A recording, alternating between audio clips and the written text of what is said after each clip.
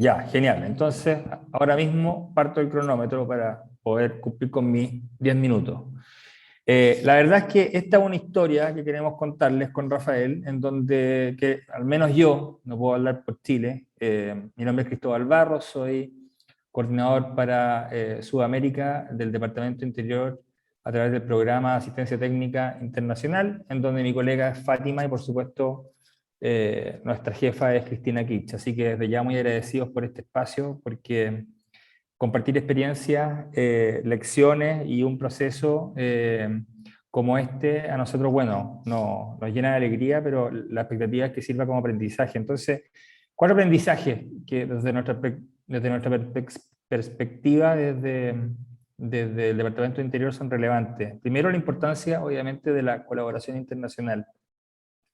Segundo, la relevancia de las personas. Ustedes ven muchas fotos al frente, perdonen si los saturamos de fotos, pero esto no sería posible sin las personas, sin el compromiso. Por supuesto, pueden ver ahí, si siguen mi cursor, a un sospechoso de siempre, que es Juan Carlos, y ahí está, quien me acompaña en la presentación, que es Rafael.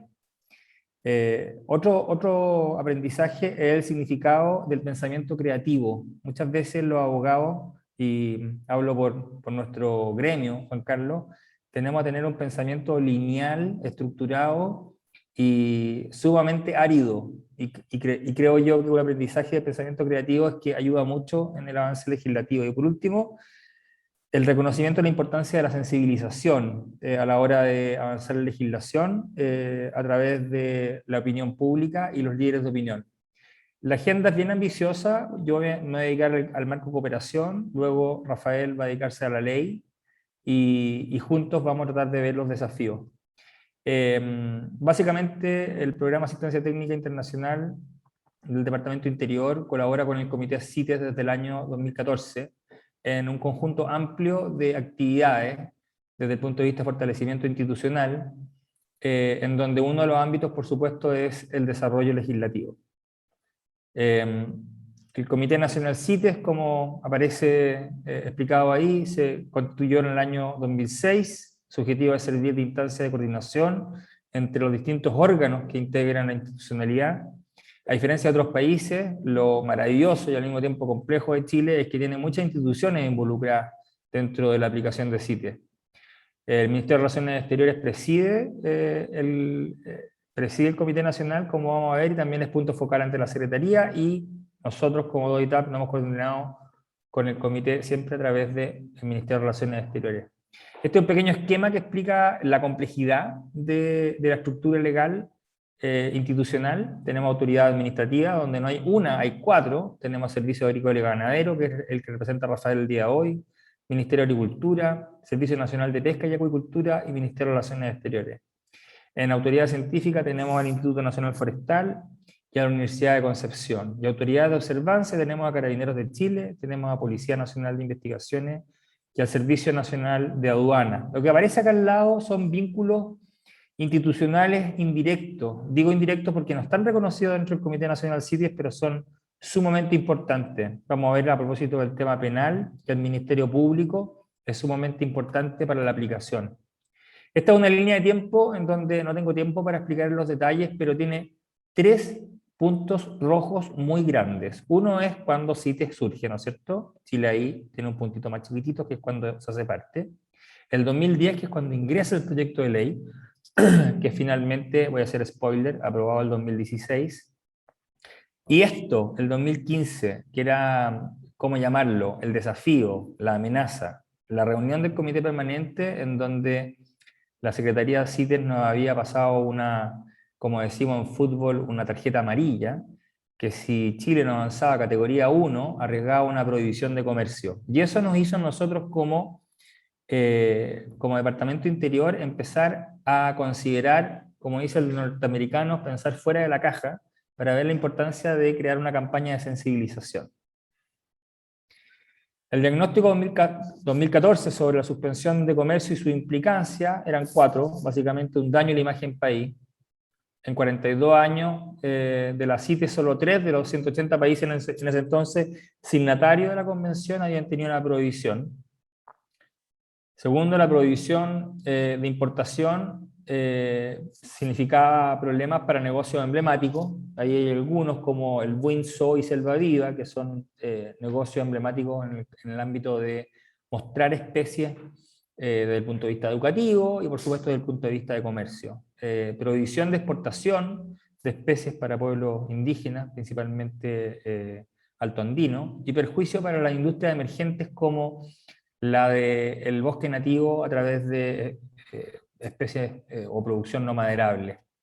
También el diagnóstico comprendió las partes buenas de la campaña comunicacional: acelerar la tramitación, incrementar efectividad legislativa, superar los obstáculos y barreras, visibilizar los beneficios de contar con legislación y fortalecer la imagen país.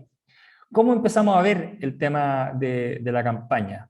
Propusimos un tono lúdico, un tono positivo, similar al que se utilizó cuando las compañías aéreas se propusieron unirse para no acarrear ninguna vez más, o hacer todos los esfuerzos para no acarrear más aletas de tiburón. Ahí hay una imagen que no tiene nada que ver con temas CITES, pero que te muestra un pajarito que está siendo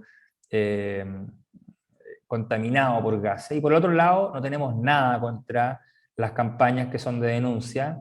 Es bastante gráfico lo que hace WWF, pero no queríamos estar en esa frecuencia. Entonces empezamos a ver que estaba mostrando la prensa nacional en distintos ámbitos, e invitamos al Art Center College of Design, que es el número 1 a nivel mundial en diseño, que nos trabajara ideas para poder pensar fuera de la caja.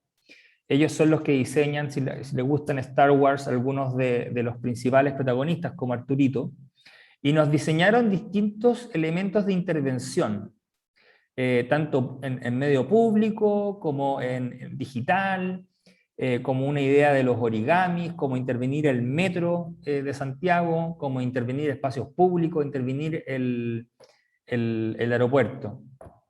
Y lo que finalmente sucedió, a propósito de toda esta idea fuera de la caja, fue que logramos ponernos de acuerdo. Piensen que son varias las instancias dentro del Comité CITES, y nosotros como Departamento Interior buscábamos, obviamente, buscar acuerdos, no pasar a llevar la voluntad nacional. De lo que más convenía era crear una exposición itinerante. Atrás están los paneles. Les voy a compartir un link donde pueden descargar los paneles. Ella es Nancy Céspedes, del Ministerio de Relaciones, con quien yo siempre me coordinaba. Ese pelado soy yo. Y hacer una página web que no se llamó Rescate Salvaje, como aparece ahí, y no tenía que ver con esos origami, pero buscaba celebrar los 40 años de Chile como signatario de la Convención. Y emprendimos un camino y trayecto de distintas actividades. Actividades en terreno de actividad forénsica, videos para poder sensibilizar, donde explicábamos bastante sencillamente y con un lenguaje basado en la ciencia pero accesible, en qué consiste CITES, visitas al mundo legislativo, seminarios abiertos al público, por supuesto entrenamientos con autoridades nacionales. Ahí está la cartilla que les decía que nos pasó la CITES, en donde nos dice básicamente: si no avanzan de su categoría 2 a categoría 1, arriesgan la sanción de prohibición de suspensión de comercio. Más de lo mismo, la Secretaría nos habla de incrementar el ímpetu legislativo, y por eso vino Juan Carlos a Chile en una visita especial. Como saben los abogados, este tipo de convenios no son autoejecutables, es decir, la legislación nacional tiene que hacer esfuerzos, y esos son los esfuerzos que a partir del 2014 buscamos realizar junto a la Secretaría CITES el Comité Nacional CITES, para poder avanzar a la categoría número 1. El 16 de noviembre fue aprobada la ley que va a escribir Rafael. Fue un recorrido, como le acabo de decir, muy creativo, muy multiactor. Lo que no se conoce, no se protege, no se defiende, no se legisla. Me estoy pasando porque estoy entrando en la parte de la ley CITES. Pero quería contarles de este marco de colaboración. Nosotros como Departamento de Interior nos sentimos profundamente agradecidos de la oportunidad de haber trabajado con Chile. Y ahora sí le dejo a Rafael que pueda continuar, y discúlpame, Rafael, que me he entusiasmado y he avanzado en algunas diapositivas tuyas. Tú me dices cuando avanzo con las tuyas. Hola a todos, buenos días, buenas tardes en algunos otros lugares. Antes que todo, agradecer, ¿me escuchan bien? Cristóbal, levántame el dedito, ¿se escucha Sí, bien? se escucha bien, se escucha bien. Gracias. Estoy con un problema de luz en la oficina, así que me veo un poco oscuro, pero bueno. Antes que todo, agradecer a los organizadores, doy a la Secretaría, saludar a mis contrapartes de los países que están presentes, otras autoridades. Un honor y un placer compartir con ustedes. Muchas gracias a la introducción de Cristóbal, que hizo varios spoilers de cositas, pero está bien. Yo voy a complementar un tema, démosle a la primera, Cristóbal, un tema con el que no lo dijo Cristóbal porque quizás se vería feo, lo voy a decir yo como una contraparte del uso de la cooperación, que tiene que ver con la importancia de la cooperación en cuanto a que muchas veces nos obliga a las instituciones públicas, a los funcionarios públicos, a los que estamos más en esta sinergia del trabajo, a movernos. Y eso creo que es importantísimo. Son entes de afuera que te empujan, ¿ya? Motivan, ¿ya?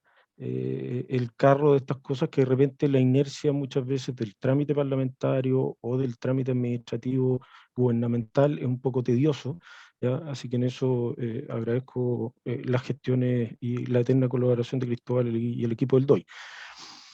Un poco haciendo rememoranzas que Cristóbal ya lo dijo por ahí, efectivamente Chile, la presidenta, su excelencia, la presidenta Bachelet, el año 2010, ingresó un proyecto de ley al Parlamento, ¿ya? Y ese proyecto de ley debemos reconocer que particularmente entre el año 2010 y 2014 estuvo dormido, por decirlo, ¿ya? Viene esto que es un tema clave, que es la notificación a las partes, la 036 del 2012, ¿ya? Que nos vuelve un poco a zamarrear a Chile en cuanto al marco de legislaciones nacionales para la aplicación de la Convención, del proyecto sobre legislación nacional, que es un proyecto en la CITES que está evaluándose y trabajándose desde el año 92, estamos hablando de muchos años, y sitúa efectivamente a Chile en la categoría 2, fundamentalmente porque teníamos inmerso en la legislación nacional solamente una fracción, ¿ya? De los requerimientos como requisitos mínimos de legislación nacional. Lo explicó perfectamente Andrea en la presentación anterior, ¿ya? Y que fundamentalmente tenía que ver con la fauna terrestre, ¿ya? Faltaban ahí algunas cositas, pero fauna terrestre estaba más o menos equiparado a la legislación nacional, lo que no era así para lo que era el componente o los especímenes de flora y especies hidrobiológicas, ¿ya? Y como dice ahí, efectivamente, esa notificación a las partes nos considera a Chile por lo que le acabo de explicar, como una legislación que no satisface completamente los requisitos mínimos de legislaciones nacionales, ¿ya? Cristóbal, la próxima.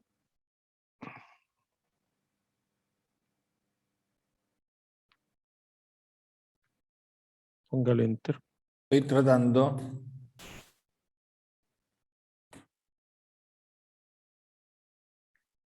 Estoy tratando. Ahí sí. Perdón, Ahí Rafael. sí. No, no te preocupes. ¿Te volviste o no? No, no, no. Ahí No, está la siguiente. no, está bien. Ya, y es lo que estamos conversando. Entonces, el año 2012 aparece la notificación de la Secretaría a partir de un mandato del Comité Permanente, ¿cierto? Y dentro de las eh, eh, cosas que planteaban, ¿cierto? Era una recomendación de la suspensión del comercio a las partes que no lograran mejorar sus categorías. Dado que ya teníamos un proyecto de ley ingresado en el año 2010, y el trabajo del Comité Nacional y de DOI, que empieza el marco de la cooperación, que fue bien intenso a contar del año 2012-2013, pero fundamentalmente el proyecto de ley se empieza a mover en el Parlamento el año 2014 fuertemente, ¿ya? Y si se dan cuenta hay una, entre comillas, maratón legislativa entre el año 2014 y 2015 para terminar con una ley promulgada el año 2016, ¿ya? La próxima, Cristóbal. Nosotros estamos, mi computadora anda un poquito rebelde. Ya va a suceder. Es ¿Te para parece? poder, es para poder aumentar el drama de la exposición y la sensación de expectativa.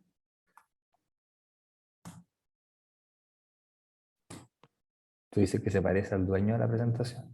O el Un poco. computador. Eres malo.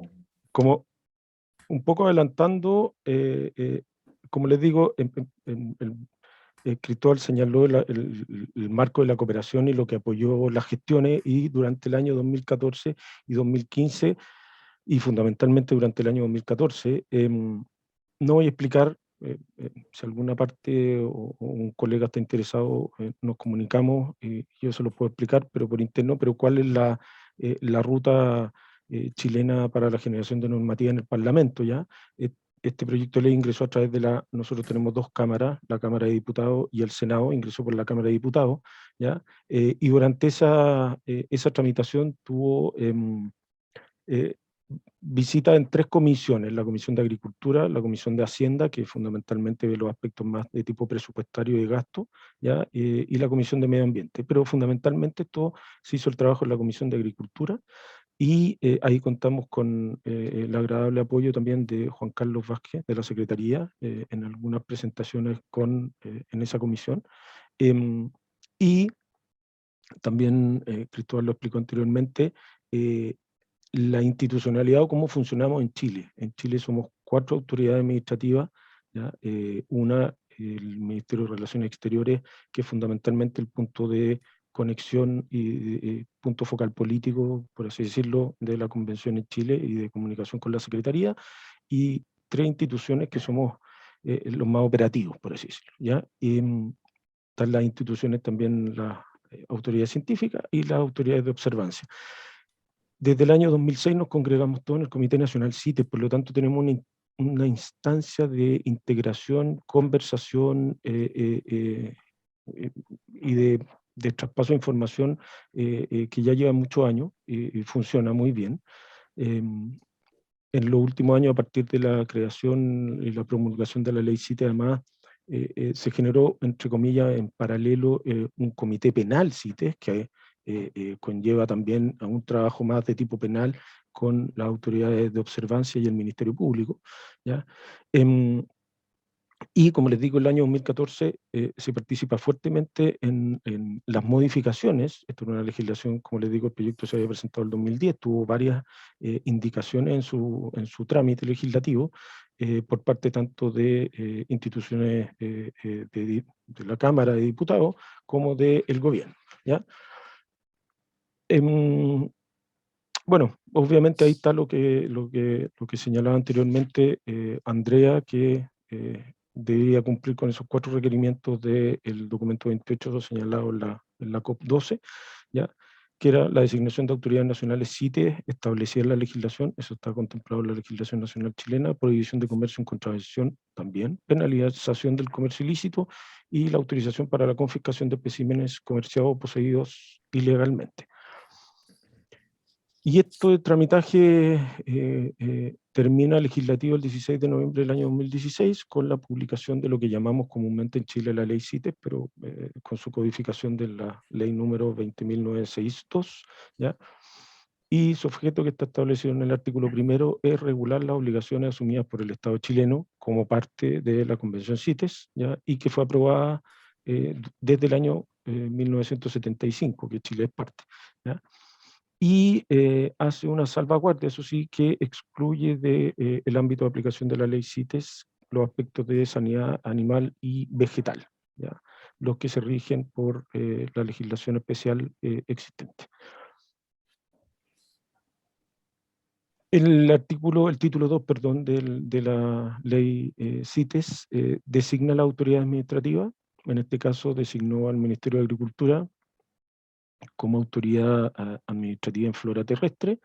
El Ministerio de Agricultura a su vez hizo una delegación por decreto a la Corporación Nacional Forestal, ¿ya? que es la autoridad administrativa en flora terrestre al día de hoy, y la que históricamente había sido desde el año 75. Nombra al Servicio Agrícola y Ganadero como autoridad administrativa en fauna terrestre y al Servicio Nacional de Pesca y Acuicultura en el marco de la especie hidrobiológica, señalando además como contraparte de la Secretaría CITES y Autoridad Administrativa en Chile al Ministerio de Relaciones Exteriores a través de su Dirección de Medio Ambiente y Asuntos Marítimos, ¿ya?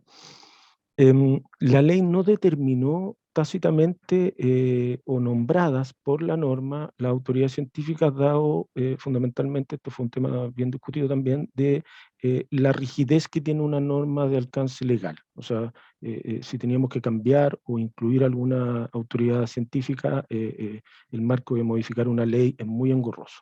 Pero sí la ley define el procedimiento y la forma y quiénes son los responsables del nombramiento, ¿ya? Y las autoridades científicas deben ser nombradas a través de decretos de los ministerios correspondientes a la autoridad administrativa. Y nombra, sí, a las autoridades de observancia también, en este caso Carabineros de Chile, a la Policía de Investigaciones, y incluye a un servicio que no existía anteriormente en el trabajo, que fue el Servicio Nacional de Aduanas, ¿ya? Y que ambos, como les dije, participan también del Comité Nacional CITES. Cristóbal, la próxima, por favor. Llevamos 21 minutos, 29 Vamos. segundos, Rafael. Ya, dale. Me voy a apurar, porque esta parte es un poco más agria. El título 3 se refiere a los registros de comercio, básicamente apuntado a dejar establecidas las obligaciones de las tres autoridades administrativas en el registro del comercio, fundamentalmente además asociado a los informes nacionales, que creo que en alguna parte lo vi, va a ser un tema a tratar, me parece, por Juan Carlos. ¿Ya? A su vez también se crea el Registro Único Nacional de Comercio, ¿cierto? De, bueno, especímenes afecto a la convención, que está asociado, como les digo, a lo anterior y a los informes nacionales. Delegan un reglamento de procedimiento para la inscripción de los especímenes y la permanencia de ellos en el respectivo registro, el que les dije anteriormente, y cumplir los requisitos establecidos en dicho reglamento. Y si no concurren ninguna causal de inhabilidad, la autoridad administrativa deben proceder a expedir y inscribir al requiriente en dicho registro, ¿ya? La próxima, Cristóbal. Ahí está. Bueno, el título 4 se refiere a infracciones y sanciones. Hay dos tipos de sanciones en la legislación nacional. Una son las, por así decirlo, consideradas falta, ¿ya? Y las propias de delito, ¿ya? Que son las infracciones. Infracciones, por ejemplo, los poseedores o tenedores de especímenes, partes, productos o derivados de las especies o subespecies exóticas listadas en los apéndices de la Convención, que a requerimiento de la autoridad competente no acrediten su legítimo origen, procedencia u obtención de conformidad a las disposiciones de la Convención y la ley. Dicha falta tiene la sanción de comiso y multa que van desde las 100 unidades tributarias mensuales. Hicimos un cambio, Cristóbal, al valor del dólar actual en Chile, más o menos aproximadamente son $6.600, ¿cierto? De multa.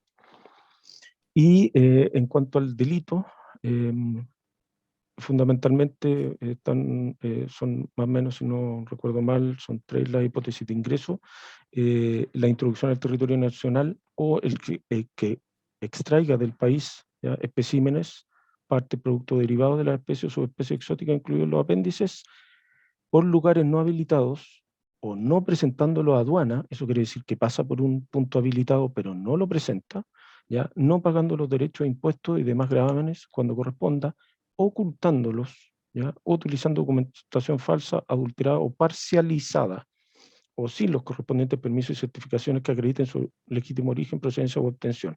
Y aquí las sanciones están diferenciadas en la norma chilena según el apéndice del espécimen del cual se esté tratando, ¿ya?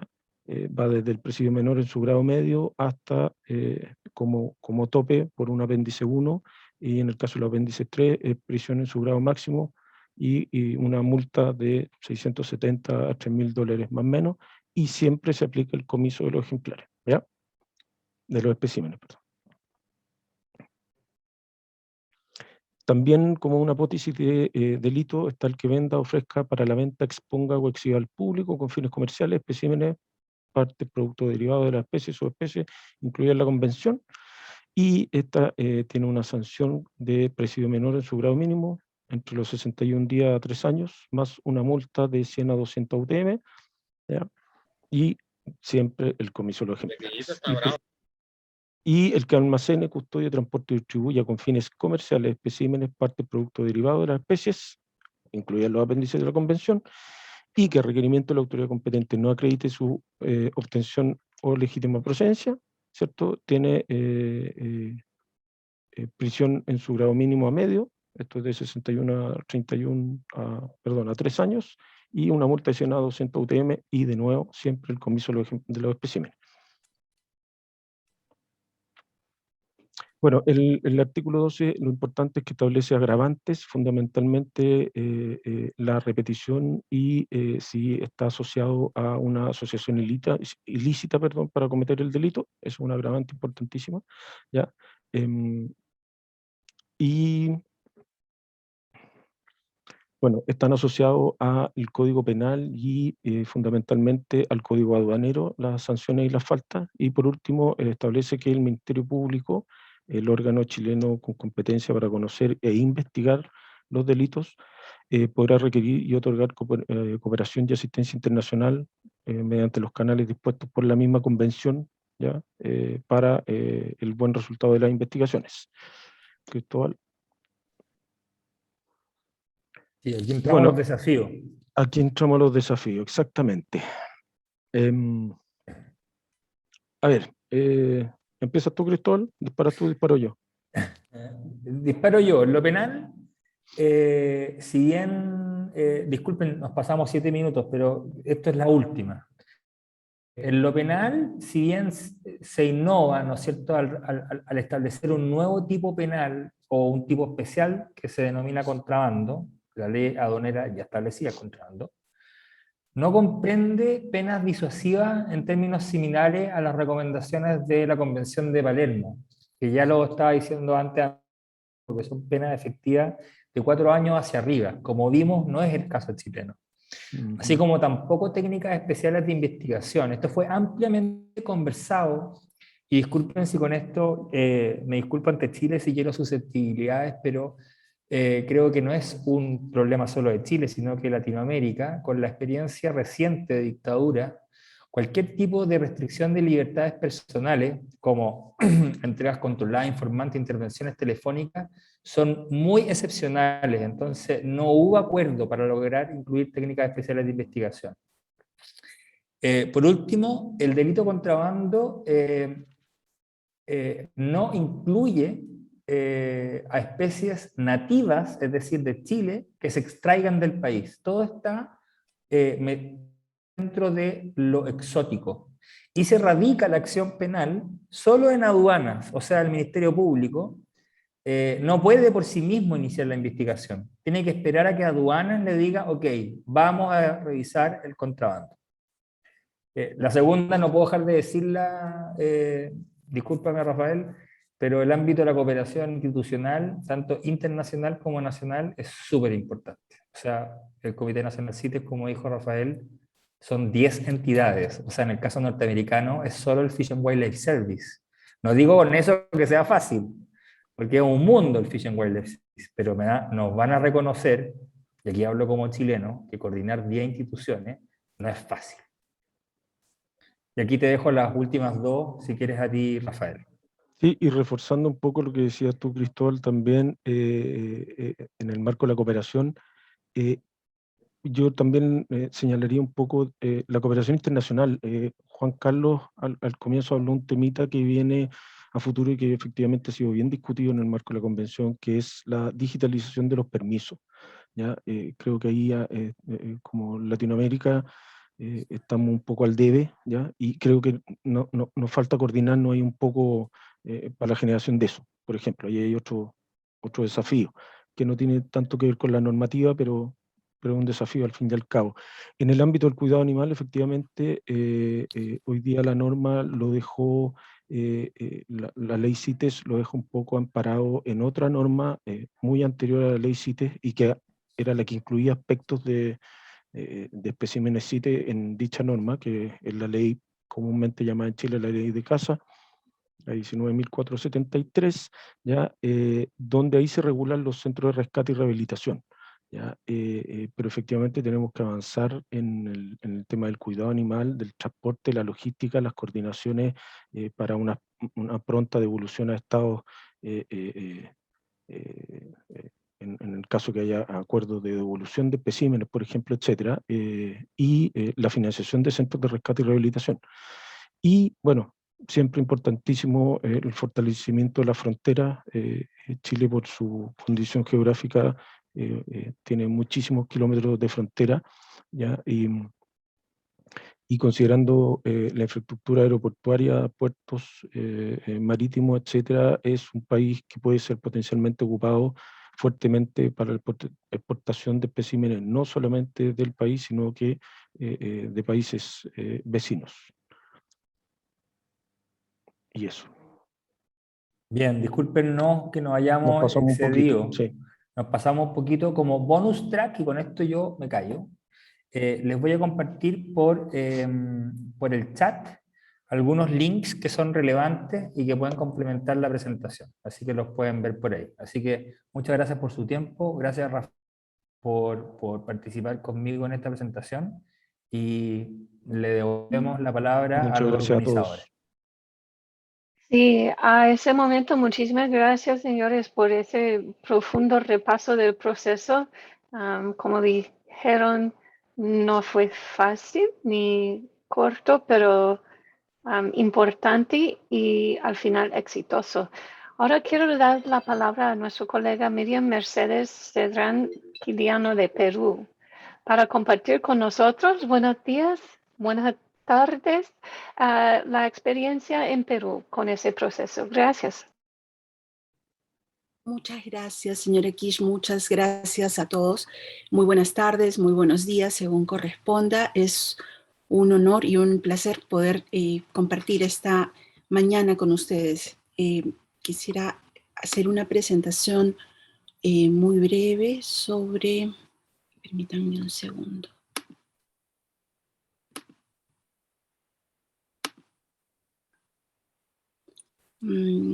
Tengo problemas para compartirla. Tal vez, Andrea, ¿puedes ayudarme, por favor? Sí, voy a buscar la presentación. Un momento. Muy amable, gracias. Vale, estoy lista. Comparto pantalla. A ver. Gracias.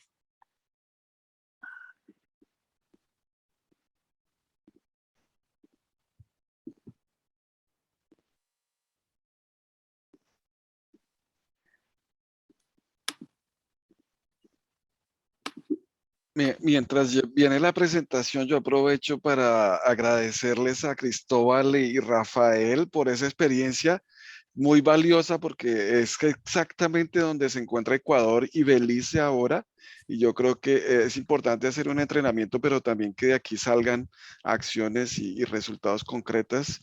Necesitamos rodear a Ecuador y Belice de la misma energía para que puedan pasar a la categoría 1. Justamente la semana pasada salió esa famosa notificación que queremos que ayude a concientizar a los tomadores de decisiones en los países, y presentar a la doctora Miriam Cerdán, que es la autoridad administrativa CITES de Perú. Perú es un poco similar a Chile en el sentido de que tiene autoridades para los temas de fauna terrestre y flora en un ministerio, para los temas de recursos hidrobiológicos en otro ministerio, y tiene la autoridad científica en otro ministerio. Y también el Ministerio de Relaciones Exteriores, quizás como lo debería explicar Miriam, tiene un rol. Miriam, justo con José Julián, son los dos representantes regionales ante el Comité Permanente en representación de Honduras y Perú, por las subregiones de América Central y de Suramérica. De ahí la importancia, porque ellos además son los que los van a representar a todos ustedes y a los países en la reunión de marzo. Así que con esa introducción es un honor y te agradezco, Miriam, por el tiempo que has dedicado para compartir la experiencia peruana, que también es muy interesante y también es en el marco de los tratados de libre comercio con Estados Unidos. Jugó un rol ahí durante el proceso. Adelante, Miriam.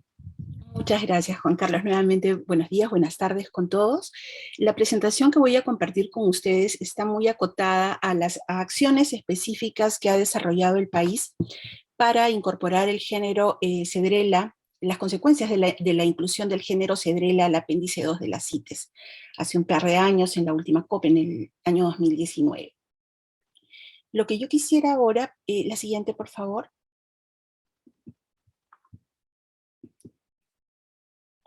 Gracias. Vamos a ver primero algunas generalidades, cómo el país ha implementado la convención en el marco de la legislación nacional, y después veremos paso por paso cuáles son las acciones que hemos realizado para cumplir con el mandato de la incorporación del cedro al apéndice 2. ¿No? Hay algunas actividades previas que hemos realizado. Estamos tramitando ya solicitudes de exportación de cedro que se realizarán el próximo año, y esto lo vamos a ver con un poco más de detalle. La siguiente, por favor.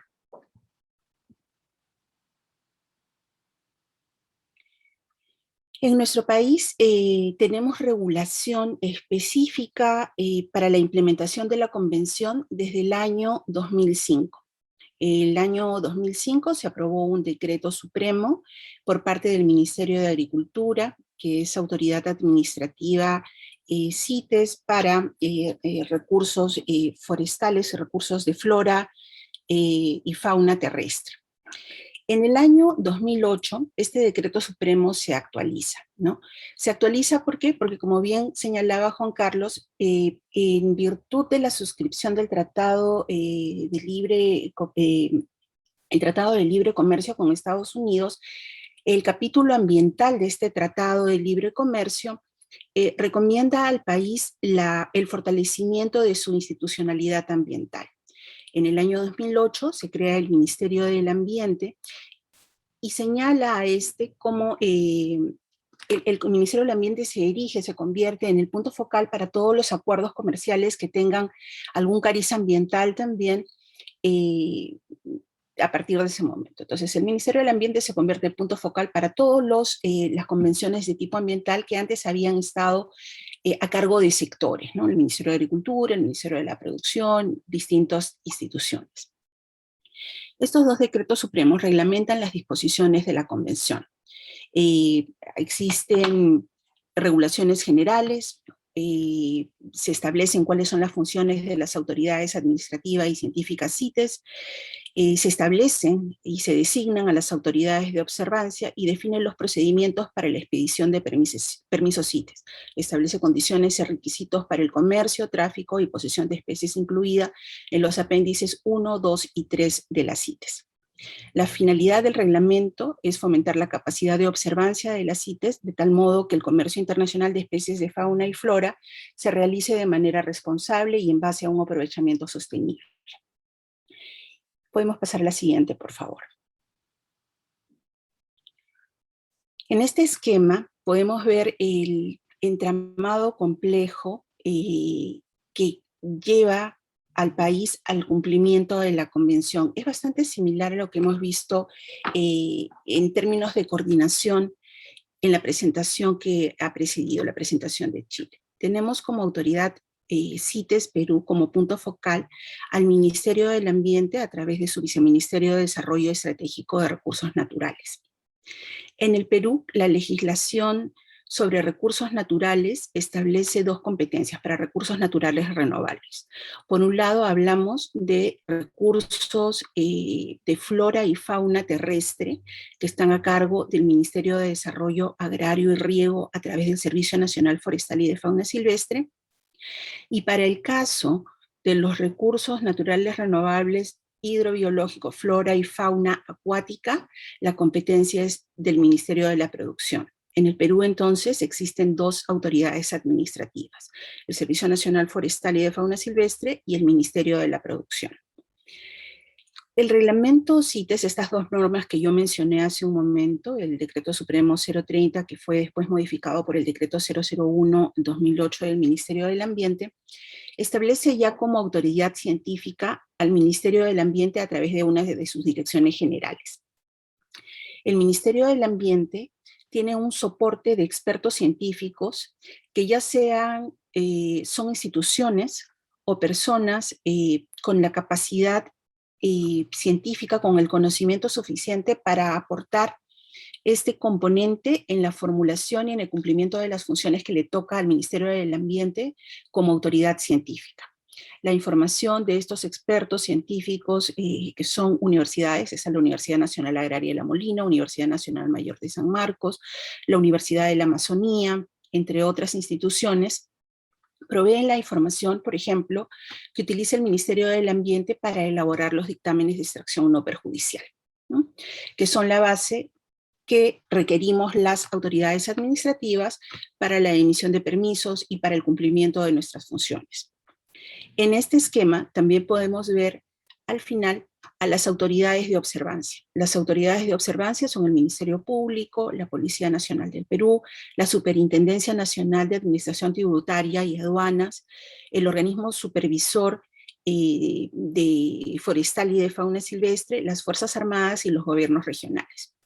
Existe una relación de coordinación muy activa entre todos los miembros, entre todas las autoridades que conformamos este esquema. Tenemos incluso reuniones trimestrales que se llaman bajo el marco del grupo de trabajo CITES, en el cual se intercambia información y podemos afinar de mejor manera cómo va a ser el cumplimiento de la convención. Últimamente, por ejemplo, hay un intercambio muy fluido con la Superintendencia Nacional de Administración Tributaria y Aduanas para poder tener mejor información y tener información más fina sobre los productos que se comercializan, ¿no? Siendo un país mega diverso, la diversidad de especies es muy grande, entonces esto dificulta el reconocimiento de productos que pueden ser exportados. Entonces acá hay un flujo de información muy fuerte, tanto con aduanas como con la Policía Nacional. Otro actor importante que también solicita información de manera constante es el Ministerio Público, que se encarga de las investigaciones que después serán judicializadas en el caso de delitos. Entonces hay una demanda de información para que como autoridad administrativa podamos proveer la información que cada una de estas organizaciones necesita también para el cumplimiento de funciones. La siguiente, por favor. Ya hablando del cedro específicamente, ¿cuáles son las acciones que hemos tomado como país? La Secretaría CITES comunicó a los países en la 18ª reunión de la Conferencia de las Partes en Ginebra el 2019, la inclusión, se aprobó la inclusión en el apéndice 2 de las especies del género Cedrela: trozas, madera cerrada, láminas de chapa de madera y madera contrachapada. Y este mandato tiene una efectividad a partir del 28 de agosto del 2020, ¿no? Había un año para poder adoptar las medidas necesarias para efectivizar, para poder tomar acción real sobre esta inclusión. La siguiente, por favor. ¿Qué es lo que ha hecho el país como actividades previas a la incorporación? La incorporación de una especie no sucede de un momento a otro, ¿no? Es más, en el caso de Perú, la especie cedro estaba en el apéndice 3, ¿no? Entonces ya habían ciertas medidas para el control de la exportación, si bien no una aplicación más estricta con dictámenes de extracción no perjudicial, como sucede con la caoba, que también está en apéndice 2, para el caso de cedro. Entonces, desde el año 2018 aproximadamente, ya el Ministerio del Ambiente como autoridad científica empezó ciertos estudios sobre el estado situacional del género Cedrela en el Perú. Este estudio fue recogido por el por el Servicio Nacional Forestal y de Fauna Silvestre, y este año se hace una publicación de este estudio con el apoyo del proyecto Bioamazonía de OTCA y con financiamiento a cargo de Cooperación Internacional. Este estado situacional del género Cedrela nos ha provisto de información sumamente valiosa para, en primer lugar, saber cuáles son las zonas de distribución de cedro y también saber que tenemos en el país 10 de las 17 especies de cedro reconocidas. Esto hace que sea mucho más complejo. De estas 10 especies, 2 son las más comercializadas, pero requerimos esta información porque es todo el género el que ha sido incluido en el apéndice 2. A continuación, procedimos a solicitar a los productores, a los empresarios forestales la declaración de stocks. Cuál era la madera que ya había salido del bosque, cuál era el cedro que ya había salido del bosque al momento del corte del 28 de agosto, ¿no? Al momento de la aprobación de la inclusión de la especie cedro en el apéndice 2 de CITES. Fuimos un poquito más allá y hemos incorporado esta aprobación a la legislación nacional mediante la aprobación de una norma específica. Y posteriormente hemos hecho talleres informativos para fortalecer las capacidades en la identificación de especies del género Cedrela en todo el país. Adelante, por favor. Vamos con un poco más de detalle. Este estudio situacional se realiza, como les comentaba, con el apoyo del proyecto Bioamazonía y el gobierno alemán. Este estudio nos ha permitido determinar la existencia de 10 especies del género Cedrela en el país, conocer su distribución y contar con un primer estudio que permite identificar a estas especies de cedro. La siguiente, por favor. La declaración de stocks se realizó hasta el 27 de agosto del año pasado, un día previo al fin de este periodo para la entrada en vigencia de la incorporación de la Cedrela en el apéndice 2. Y esto nos ha permitido determinar cuál era la cantidad de cedro que ya había salido del bosque en distintas regiones del país. Podemos ver sobre la columna a la izquierda los lugares. San Martín corresponde a una de las regiones del país. San Martín, Madre de Dios, Loreto, Junín, reportaron cuál era la cantidad de madera que ya estaba en el campo, ¿no? Entonces, con esta declaración de stock, esta información ha sido copiada y esa es la información que nos va a permitir emitir los permisos, porque podemos continuar, por favor, porque ya es madera que ha sido extraída antes de esta restricción. Las 10, como les comentaba, el Perú aprueba también una resolución directoral a cargo del Servicio Nacional Forestal y de Fauna Silvestre, disponiendo que a partir del 28 de agosto del 2020 se incorporan a la legislación nacional como especies CITES todas estas especies de género Cedrela, ¿no? La Cedrela odorata, Cedrela montana, Cedrela physalis, Cedrela longipetiolata, Cedrela angustifolia, Cedrela nebulosa, Cedrela colapensis, la Cedrela saltensis, Cedrela beverbaueri y Cedrela molinensis. Estas son las 10 especies que hay en el país, todas están ya incorporadas a la legislación nacional. Se entiende también que son entonces especies protegidas en la legislación. Siguiente, por favor.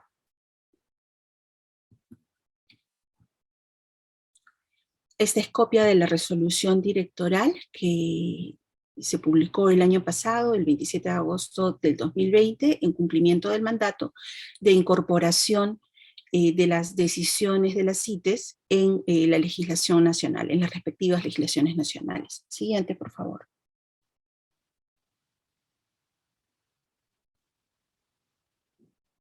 Hemos desarrollado talleres informativos para fortalecer capacidades para la identificación de especies del género Cedrela en todo el país. Mediante viajes de campo se ha copiado material de cedro consistente en muestras botánicas y fotografías de las diferentes estructuras de la planta para permitir una identificación correcta, y esta es información que estamos compartiendo con entidades de observancia como por ejemplo aduanas. Se ha elaborado una ficha anatómica para cada una de las especies de cedro, que incluyen características organolépticas, color, grano, textura, olor, sabor y veteado, y macroscópicas como la porosidad, tipo de poros, tipo de parénquima y radios, para poder facilitar esta identificación en la cadena de comercialización. Se han desarrollado 4 talleres informativos en forma virtual para capacitar sobre la identificación de las especies de Genera Cedrela, justamente en aquellas regiones que han reportado stocks y también en aquellas regiones que muestran ser zona de distribución de la especie. Siguiente, por favor.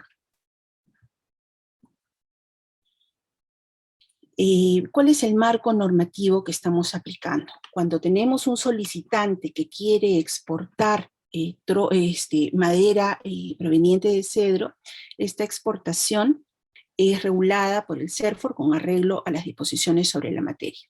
El CERFOR otorga permisos de exportación para estos productos de exportación, importación y reexportación, ¿no?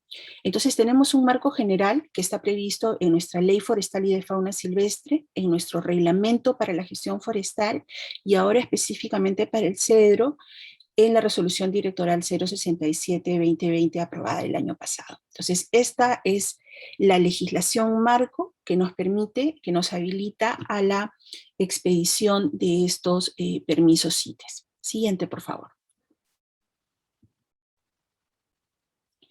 ¿Qué es lo que hacemos para evaluar, cuáles son los pasos que cumplimos para evaluar la documentación que ampara la procedencia legal del producto, ¿no?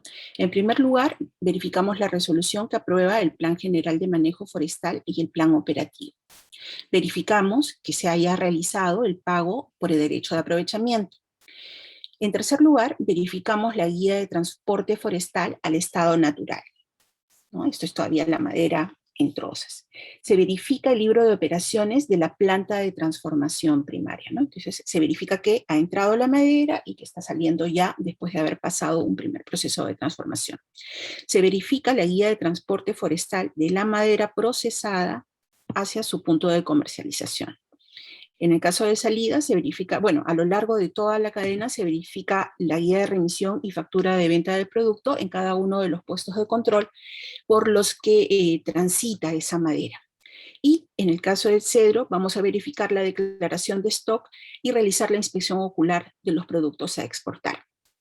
A partir del 20 de agosto, del 28 de agosto del 2020, cualquier aprovechamiento de cedro va a requerir una inspección ocular previa, ¿no? Al igual que está sucediendo con caoba. Entonces, de esta manera se trata de verificar, asegurar que la madera que va a salir tenga una procedencia legal desde el origen y a lo largo de toda la cadena de comercialización. La siguiente, por favor. ¿Qué es lo que va a pasar con aquella madera aprovechada antes de su ingreso, antes del ingreso al apéndice 2 de CITES? ¿No? Esta inclusión se produjo en el mes de agosto del 2020, cuando la zafra maderera estaba en operación. Vamos a verificar, vamos a contrastar las fechas y viendo, y para eso nos han servido las declaraciones de stock, ¿no?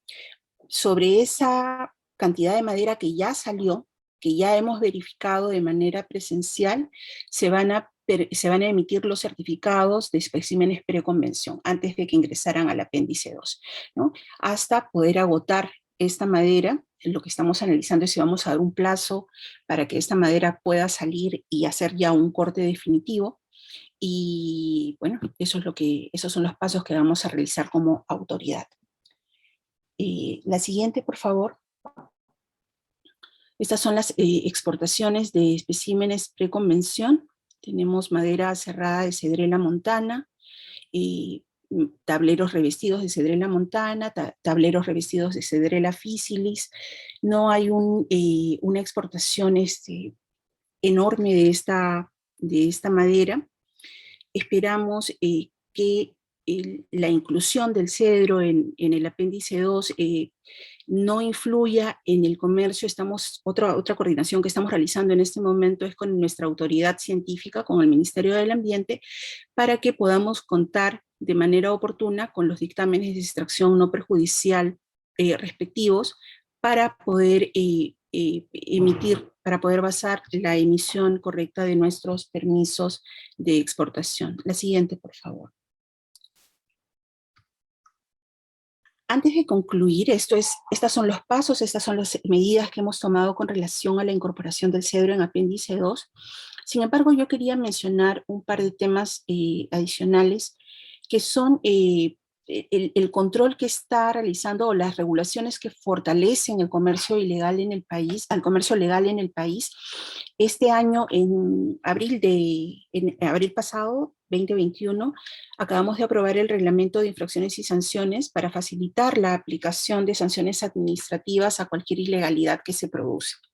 A nivel penal, a nivel ya de delito, tenemos un código penal que contempla delitos ambientales en su título 13, en el capítulo 2 específicamente sobre delitos contra los recursos naturales, y en este código penal se sanciona el tráfico ilegal de especies de flora y fauna silvestre protegida, el tráfico ilegal de especies acuáticas de flora y fauna silvestre protegidas, la extracción ilegal de especies acuáticas, la depredación de flora y fauna silvestre protegidas, donde uno de los agravantes es justamente que la especie tenga alguna modalidad, alguna forma de protección legal en el país, que es lo que sucedería con el cedro. En paralelo, como país estamos impulsando la incorporación de estos tipos penales a la ley de crimen organizado.